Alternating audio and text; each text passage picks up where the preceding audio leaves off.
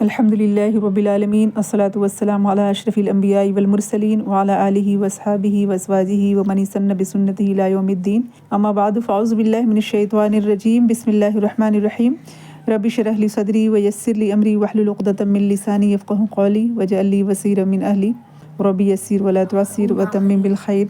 سورہ کہف کے پچھلے سیشن میں ہم نے آیات کی تھی 101 تک، تو آج انشاءاللہ تعالی ہم 102 سے آگے کی آیات لیں گے، 102 سے 106 تک 5 آیات انشاءاللہ تعالی۔ تو پہلی آیت جو ہے وہ اعوذ باللہ من الشیطان الرجیم بسم اللہ الرحمن الرحیم أفحسب الذين كفروا أن يتخذوا عبادي من دوني أولياء إنا أعتدنا جهنم للكافرين نزلا۔ ترجمہ ہے اس کا، کیا کافر یہ خیال کر بیٹھے ہیں کہ میرے سوا وہ میرے بندوں کو اپنا حمایتی بنا لیں گے؟ سنو، ہم نے تو ان کفار کی مہمانی کے لیے جہنم تیار کر رکھا ہے۔ یہاں پہ جو آیا ہے افحسبہ، یہ معنی ظن کے یعنی گمان کے ہیں، اور یہ عبادی جو ہے میرے بندے یعنی کہ ملائکہ مراد ہے، اس سے مسیح عیسیٰ ابن مریم ہیں، دیگر صالحین ہیں جن کو حاجت روا اور مشکل کشا سمجھا جاتا ہے، اسی طرح سے شیاطین اور جنات ہیں جن کی عبادت کی جاتی ہے۔ اور استفہام جو یہاں پہ کوشچن کیا گیا ہے کہ افحسب الذین، کیا انہوں نے سمجھ لیا ہے کہ یہ میرے بندوں کو میرے سوا جو ہے اپنا اولیاء بنا لیں گے، اپنا کارساز بنا لیں گے؟ یعنی کہ جو غیر اللہ کے یہ پجاری ہیں، کیا یہ سمجھتے ہیں کہ وہ مجھے چھوڑ کر اور میرے بندوں کو اپنا حمایتی بنا لیں گے، یا ان کی حمایت کی وجہ سے یہ میرے عذاب سے بچ جائیں گے؟ یہ ناممکن ہے۔ ہم نے تو ایسے کافروں کے لیے جہنم تیار کر رکھی ہے جس میں جانے سے ان کو وہ بندے نہیں روک سکیں گے جن کی یہ عبادت کرتے ہیں یا جن کو یہ اپنا حمایتی سمجھتے ہیں۔ آیت نمبر 103۔ قل هل ننبئكم بالأخسرين أعمالا۔ ترجمہ ہے، کہہ دیجیے کہ اگر تم کہو تو میں تمہیں بتا دوں کہ با اعتبار اعمال سب سے زیادہ خسارے میں کون لوگ ہیں، میں خبر دوں کہ کون سب سے زیادہ خسارے میں ہے۔ یعنی اعمال ان کے ایسے ہیں جو اللہ کے ہاں ناپسندیدہ ہیں، لیکن ان کو ایسے لگتا ہے کہ انہوں نے بہت اچھے کام کیے ہیں، یہ ان کی اپنی سوچ ہے۔ مفسرین کی ایک جماعت کہتی ہے کہ اس سے مراد یہود و نصارہ ہے۔ صحیح بخاری حدیث نمبر 4728 میں سعد بن ابی وقاص رضی اللہ عنہ سے ایک روایت آتی ہے جس کا حاصل یہ ہے کہ اس سے مراد کفار ہیں، یہ قول راجح ہے، اور اس کی تائید ہوتی ہے بعد والی آیت سے بھی ہو رہی ہے، یعنی اس کے بعد اللہ تعالیٰ نے یہ فرمایا کفار کی مطلب وہاں بات ہوئی ہے۔ تو ایک رائے تو یہ کہ یہود و نصارہ کے بارے میں، دوسری بات کہ یہ کفار کے بارے میں ہے کہ انہوں نے سمجھا کہ ہم نے بہت اچھا کام کیا، حالانکہ اللہ کے نزدیک وہ کسی قابل قبول ہی نہیں، ایکسیپٹیبل ہی نہیں ہے۔ اور پھر اس کے عموم میں جو ہے خوارج اہل بدعت ہیں، اور ہر وہ فرد، ہر وہ گروہ اس میں شامل ہے جس کے اندر یہ صفات ہوں گی، یعنی یہ خود ساختہ طریقے ہوں گے ان کی عبادت کے، اور یہ سمجھ رہے ہیں انہیں اچھا کیا، لیکن وہ سنت سے کہیں سے بھی کوئی اس کا ربط نہیں ہوگا اور سنت کے طریقے پہ نہیں ہوگا، اللہ کے لیے خالص نہیں ہوگا، تو وہ اعمال جو ہے اللہ کے یہاں قبول نہیں ہوتے ہیں۔ آیت نمبر 104۔ الذين ضل سعيهم في الحياة الدنيا وهم يحسبون أنهم يحسنون صنعا۔ ترجمہ ہے، یہ وہ ہیں جن کی دنیاوی زندگی کی تمام تر کوششیں بیکار ہو گئیں اور وہ اسی گمان میں رہے کہ وہ بہت اچھے کام کر رہے ہیں۔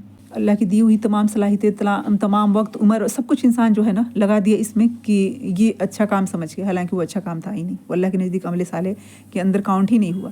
تو اس سے ہمیں بچنا چاہیے اور کوشش کرنی چاہیے کہ خالص اللہ کے لیے ہو، اور نبی پاک صلی اللہ علیہ وسلم کی سنت کے مطابق ہم عمل کریں، عبادات بھی جو ہیں اور جو بھی چیزیں ہیں وہ انشاءاللہ تعالی۔ آیت نمبر 105۔ أولئك الذين كفروا بآيات ربهم ولقائه فحبطت أعمالهم فلا نقيم لهم يوم القيامة وزنا۔ ترجمہ ہے، یہی وہ لوگ ہیں جنہوں نے اپنے پروردگار کی آیتوں اور اس کی ملاقات کا کفر کیا، اس لیے ان کے اعمال غارت ہو گئے، پس قیامت کے دن ہم ان کا کوئی وزن قائم نہیں کریں گے۔ یعنی جو کچھ بھی انسان کر کے لائے گا نا، اس کا کوئی وزن نہیں ہوگا میزان میں، جیسے بھاری اور گناہ اور بھاری نیکی جو کہتے ہیں نا، تو اس میں وزن کیا جائے گا نا میزان میں، تو وہاں پہ جو ہے نیکیوں کا کوئی وزن نہیں ہوگا۔